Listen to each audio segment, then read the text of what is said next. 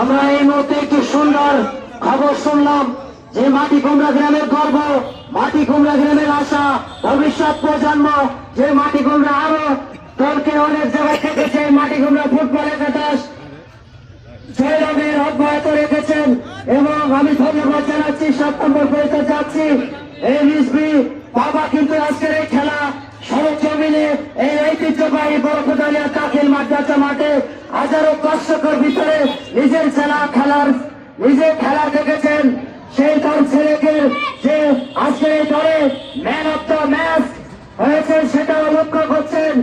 আজকের এই খেলায় ম্যান অব দ্য ম্যাচের পুরস্কার দিচ্ছেন এই গ্রামের সন্তান, যিনি ভবিষ্যৎ প্রজন্ম এবং অতীতে এই গ্রামে যুবকদের আইকন হিসাবে দায়িত্ব পালন করেছেন আতার হোসেন আনার।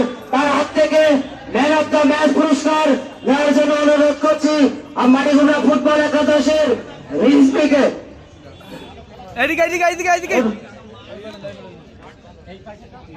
এবং তার সাথে আছেন সেই রিজভির বাবা।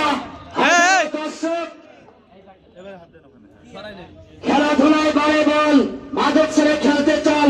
তার ছেলে যে এত সাধারণ সুন্দর পারফরমেন্স, এক এক জায়গায় ভিন্ন ভিন্ন আইটেমে গোল দিয়ে মানুষের মন জয় করেন, সেটা তার বাবা এবং